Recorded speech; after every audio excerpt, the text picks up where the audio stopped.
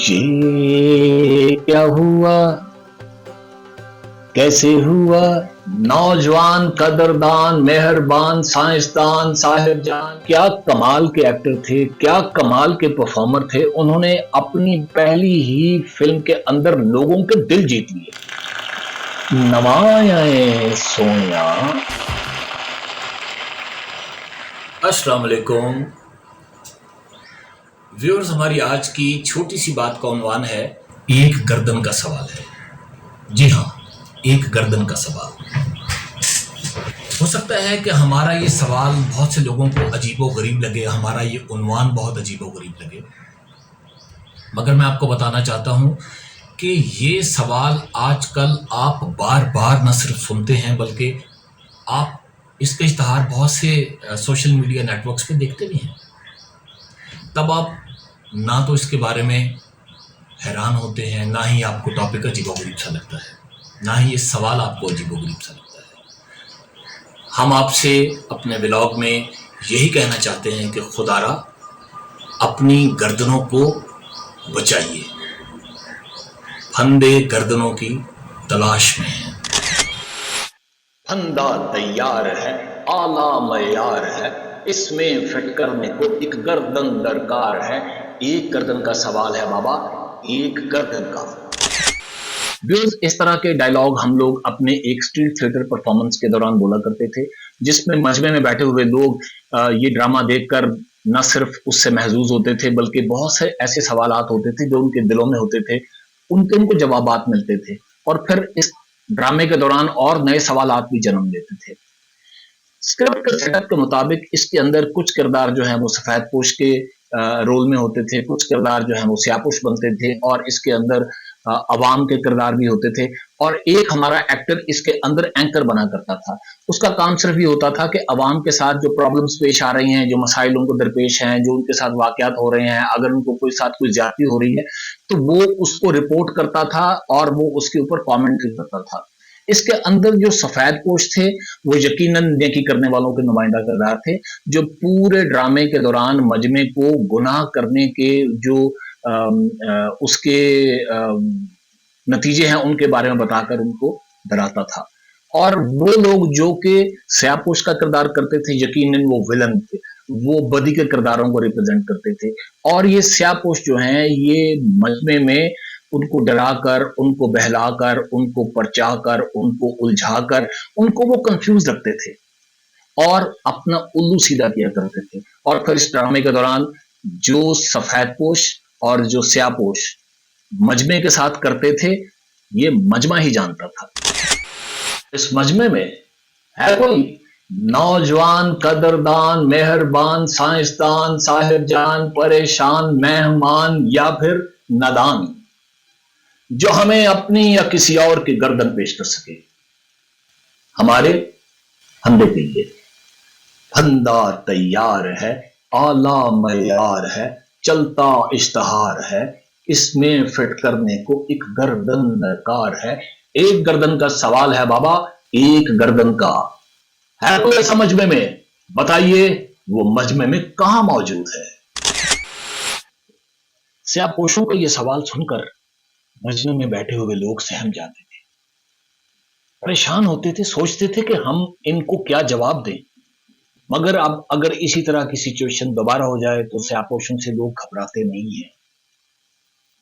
अब उनके रिएक्शन में ट्विस्ट आ गया है, बड़ी ट्विस्ट। अब वो पहली बात यह है कि वो विलन को स्यापोश नहीं समझते, वो विलन से नफरत नहीं करते, वो विलन को बुरा आदमी नहीं समझते, बल्कि वो विलन को मॉडल समझते हैं, वो विलन को कॉपी करना चाहते हैं, वो विलन को अपना रोल मॉडल समझना शुरू हो गए हैं बहुत सारे लोग। ये सब क्यों, कब, कैसे कैसे हुआ ये सब? वो है ना, ये क्या हुआ, कैसे हुआ, कैसे हुआ, क्यों हुआ, ओ छोड़ो ये ना पूछो, ये क्या हुआ। लेकिन हम आपको बताएंगे कि ये क्या हुआ है। इसके लिए आपको 15 अगस्त 1975 में जाना पड़ेगा, जब इंडिया की adventure action movie blockbuster movie release हुई, शोले। शोले के अंदर आप जानते हैं कि स्टार कास्ट थी। उसके अंदर अमिताभ बच्चन थे, उसके अंदर धर्मेंद्र थे, उसके अंदर हेमा मालिनी थी, उसके अंदर जया बहादुरी थी, दुर्गा खोटे थी, इसरानी थे, संजीव कुमार थे उसके अंदर। इस स्टार कास्ट के अंदर एक नए एक्टर ने अपना डेब्यू किया, उसकी ये डेब्यू फिल्म थी और उसने इसके अंदर विलन का किरदार किया और उसके किरदार का नाम था गब्बर सिंह। जी, आप बिल्कुल सही पहुंचे हैं। हम अमजद खान साहब की बात कर रहे हैं। अमजद खान साहब क्या कमाल के एक्टर थे, क्या कमाल के परफॉर्मर थे। उन्होंने अपनी पहली ही फिल्म के अंदर लोगों के दिल जीत लिए, लोग उनके दीवाने हो गए। उस दौर में ना तो यूट्यूब था, ना उस दौर में लोग व्लॉग्स बनाते थे, लेकिन लोगों ने क्या किया कि उनकी जो रिकॉर्ड की हुई सुपर सीन्स जो थे, उनकी जो ऑडियो थी वो लोग सुनते थे और वो जाकर मुख्तलिफ शोज के अंदर उनकी मिमिक किया करते थे। उनके जो सुपर सीन से उसके हवाले से इश्तहारात बने। और जब भी आप इतनी स्टार कास्ट की फिल्म की बात करते हैं शोले की, तो उसके अंदर जो सबसे पहली चीज लोगों के दिलों में आती है वो यही है जो उनका डायलॉग था, कितने आदमी थे, कितने आदमी थे। यही लोग सबसे पहले बात करते हैं जब शोले की बात करते हैं। अब आप आ जाइए 1979 के अंदर, जब पाकिस्तान की एक पंजाबी ब्लॉकबस्टर फिल्म रिलीज हुई और उसके अंदर भी स्टार कास्ट थी। उसके अंदर सुल्तान राही थे, उसके अंदर आसिया थी, उसके अंदर कैफी थे, उसके अंदर आलिया थी, उसके अंदर चकोरी थी, उसके अंदर बहार बेगम थी, उसके अंदर अल्लास कश्मीरी थे, उसके अंदर मुस्तफा कुरैशी थे। मुस्तफा कुरैशी ने उस फिल्म के अंदर एक बहुत मशहूर किरदार अदा किया। इस फिल्म का नाम था मौला जट, जिसके अंदर सुल्तान राही साहब जो है मौला जट बने थे और जो मुस्तफा कुरैशी हैं वो इसके अंदर विलन बने थे। उनके किरदार का नाम था नूरी नत। उसके अंदर भी जो मुस्तफा कुरैशी साहब ने किरदार किया वो बहुत मशहूर हुआ और वो भी जुबान ज़द-ए-आम हो गया। उनका एक डायलॉग बड़ा मशहूर हुआ था जो अब भी आप मौला जट की बात करते हैं तो मौला जट के अंदर लोग उनके डायलॉग की बात करते हैं। और वो डायलॉग था, नवाए सोनिया। इसी तरह से उसके एक सीन के अंदर जब सुल्तान राही जो कि मौला जट थे और नूरी नत का जब टाकरा होता है तो उनकी बातचीत के दौरान जब वो बात आगे बढ़ती है तो उसमें मौला जट उनको कहते हैं, ओए मैं तेरे जे फनीर सप्पां दे सिर चुकान दे 100 बल जानना। हला तां मैं भी सिर चुकन दे 100 एक बल जानना। सोनिया। और उसके अंदर फुल हाउस क्लैप मिलती होती थी। और फिर एक और सीन था जिसके अंदर मौला जट का जो दोस्त है बाला गाड़ी, उसकी नूरी नत अपनी कुल्हाड़ी से उसका पांव काट देता है।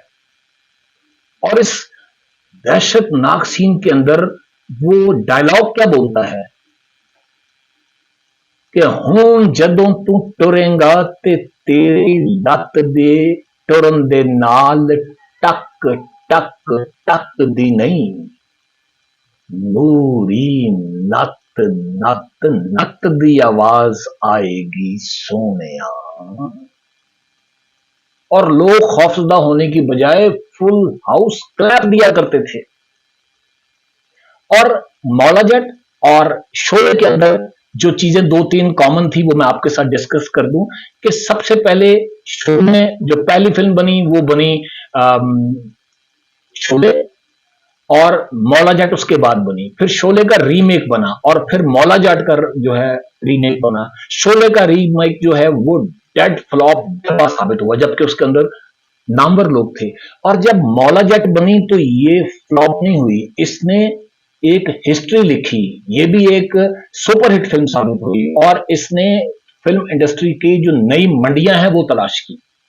ये मैंने बयान किया।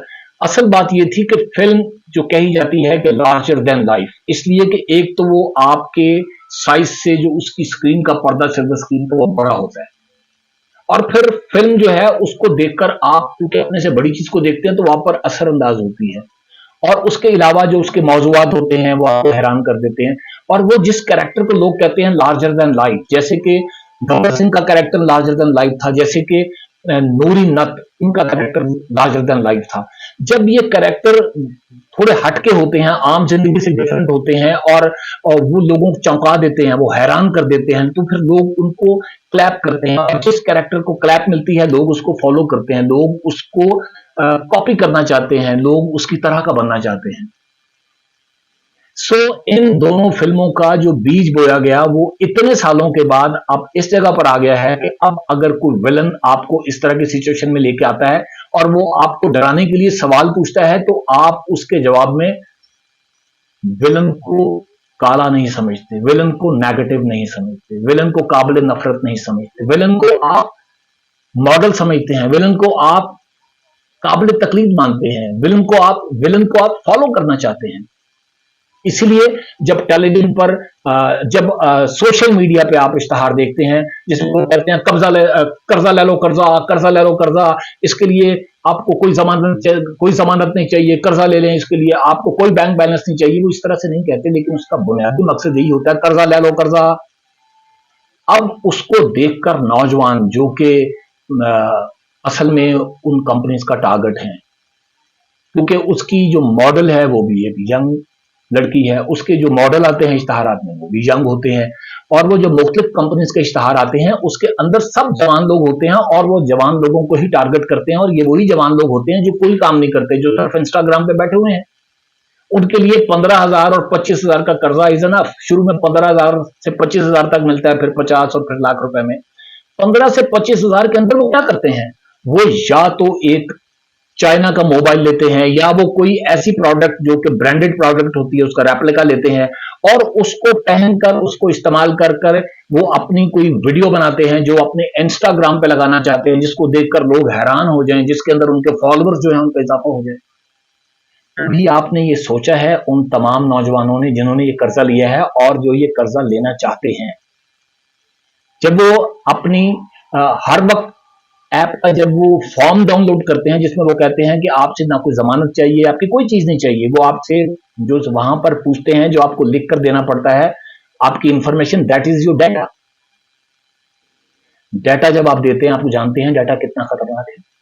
अगर आप ये समझते हैं कि आप 15 से 25,000 तक का लोन लेकर और आप गायब हो जाएंगे, ये तो मुमकिन नहीं है, इसलिए कि आपने उनको तमाम मालूमात दी हुई हैं, आपका आईडी कार्ड तक वहां पर है। अगर आप वो उनको पैसे वापस नहीं करेंगे, वो नादरा से आपका आईडी कार्ड ब्लॉक करवा देंगे, पैसे आपको देने पड़ेंगे।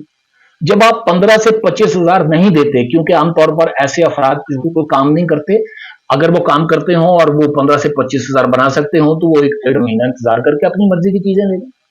जब वो लोन वापस नहीं करते, तो जो उन्होंने डाटा मुहैया किया हुआ है उसमें जो लोग हैं उनके कॉन्टेक्ट्स पे फोन आना शुरू होता है।